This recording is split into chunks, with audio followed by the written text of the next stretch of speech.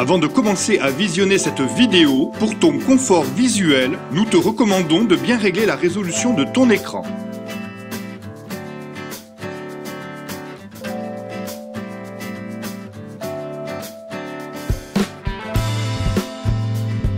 Tu trouveras dans cette première séquence de travail 4 vidéos sur l'introduction du symbole somme.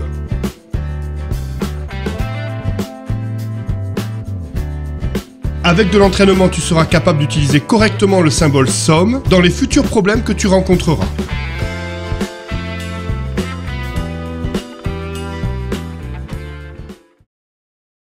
Bonjour et bienvenue sur ce cours de soutien scolaire en ligne. Aujourd'hui, nous allons parler du symbole somme. Dans cette vidéo, les thèmes abordés seront la définition du symbole somme, les premières propriétés, et nous verrons comment utiliser le symbole somme pour simplifier une expression. Voyons un rappel de cours. Pour représenter la somme d'une famille finie de termes AK avec K qui appartient à un ensemble I, on utilise le symbole somme. La notation sera la suivante. Nous allons voir avec l'exemple de l'application comment utiliser cette notation. K est une variable muette, cela signifie qu'on peut remplacer cette variable par n'importe quelle autre variable, cela n'a pas d'importance.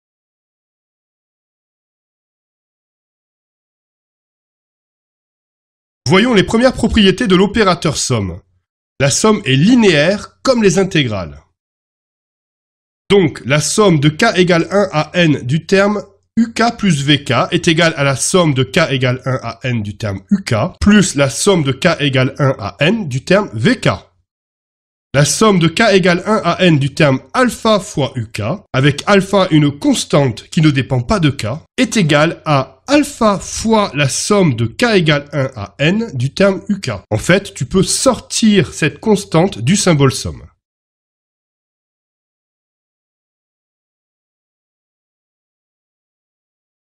Voyons à travers cet exemple d'application comment utiliser le symbole somme. Nous allons réécrire les 5 expressions données ci-dessous avec le symbole somme.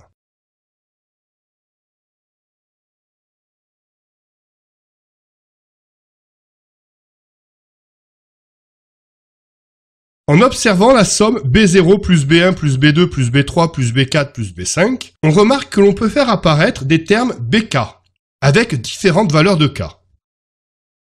B0 ou BK avec K égale 0, auquel on ajoute B1 ou BK avec K égale 1, auquel on ajoute B2 ou BK avec K égale 2, auquel on ajoute B3 ou BK avec K égale 3, auquel on ajoute B4 ou BK avec K égale 4, auquel on ajoute B5 ou BK avec K égale 5.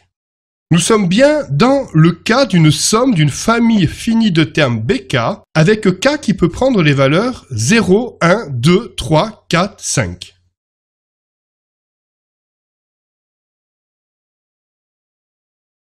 On peut donc noter cette somme comme étant la somme des termes BK. La première valeur de K est 0 et se note à cette position. La dernière valeur de K est 5 et se note à cette position. Combien y a-t-il de termes BK dans la somme? Pour le déterminer, appliquons la formule suivante. Le nombre de termes, c'est égal à la dernière valeur de K moins la première valeur de K plus 1. Il y a donc 6 termes BK dans cette somme. On calcule et on obtient 6. En effet, si tu comptes, tu pourras dénombrer B0, B1, B2, B3, B4, B5, soit 6 termes BK.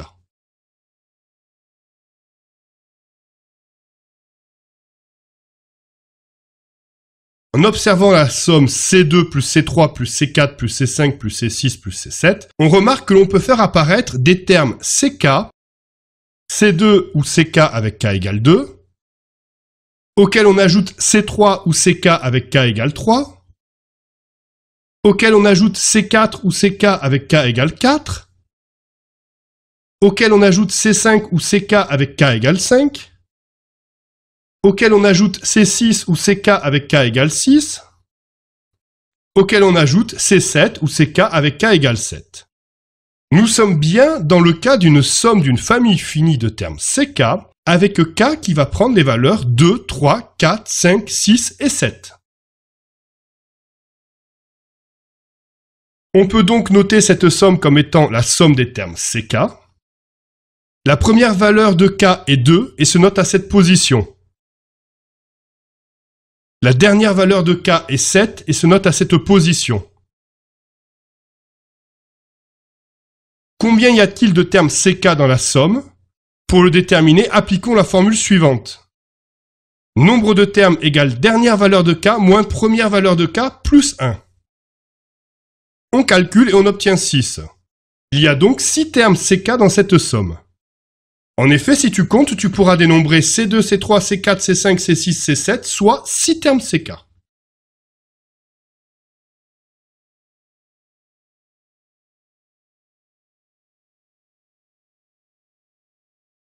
En observant la somme U4 plus U5 plus U6 plus U7 plus etc. plus UN plus 1, on remarque que l'on peut faire apparaître les termes UK avec différentes valeurs de K.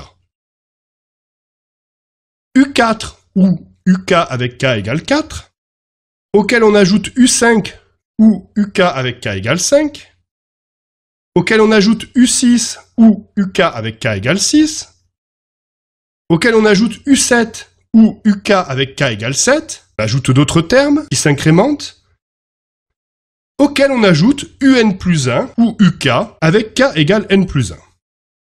Nous sommes bien dans le cas d'une somme de famille finie de termes UK avec K qui va prendre des valeurs 4, 5, 6, 7, etc. jusqu'à N plus 1.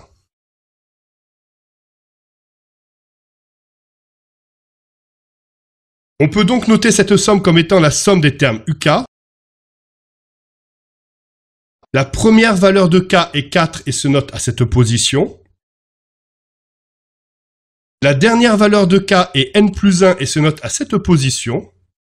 Combien y a-t-il de termes UK dans la somme? Pour le déterminer, appliquons la formule suivante.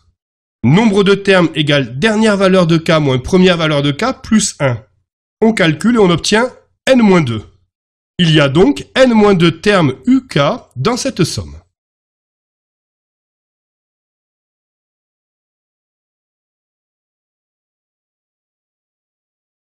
En observant la somme 1 au carré plus 2 au carré plus 3 au carré plus 4 au carré jusqu'à n au carré, on observe que l'on peut faire apparaître les termes k carré avec différentes valeurs de k. 1 au carré ou k carré avec k égale 1. Auquel on ajoute 2 au carré ou k carré avec k égale 2. Auquel on ajoute 3 au carré ou k carré avec k égale 3. Auquel on ajoute 4 au carré ou k carré avec k égale 4. On ajoute d'autres termes jusqu'à ce qu'on ajoute le dernier terme qui est n carré ou k carré avec k égale n. Nous sommes bien dans le cas d'une somme d'une famille finie de termes k carré avec k qui va prendre les valeurs 1, 2, 3, 4, etc. jusqu'à n.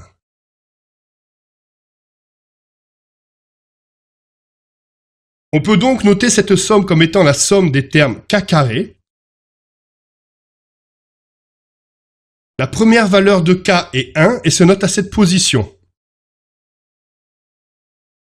La dernière valeur de k est n et se note à cette position. Combien y a-t-il de termes k carré dans la somme? Pour le déterminer, appliquons la formule suivante. Nombre de termes égale dernière valeur de k moins première valeur de k plus 1. On calcule et on obtient n. Il y a donc n termes k carré dans cette somme. Réécrivons l'expression 1 plus 4 au carré plus 4 puissance 3 plus etc. plus 4 puissance n pour faire apparaître une famille de termes. En observant la somme 4 puissance 0 plus 4 puissance 1 plus 4 puissance 2 plus 4 puissance 3 plus etc. plus 4 puissance n, on remarque que l'on peut faire apparaître les termes 4 puissance k avec différentes valeurs de k. 4 puissance 0 ou 4 puissance k avec k égale 0, auquel on ajoute 4 puissance 1 ou 4 puissance k avec k égale 1, auquel on ajoute 4 au carré ou 4 puissance k avec k égale 2, auquel on ajoute k puissance 3 ou 4 puissance k avec k égale 3. On ajoute d'autres termes auxquels on ajoute 4 puissance n ou 4 puissance k avec k égale n. Nous sommes bien dans le cas d'une somme d'une famille finie de termes 4 puissance k avec k qui va prendre les valeurs 1, 2, 3, 4, etc. jusqu'à n.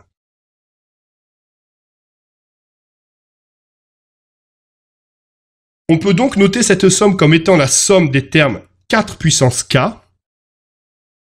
La première valeur de k est 0 et se note à cette position.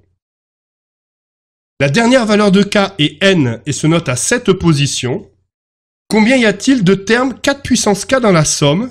Pour le déterminer, appliquons la formule suivante.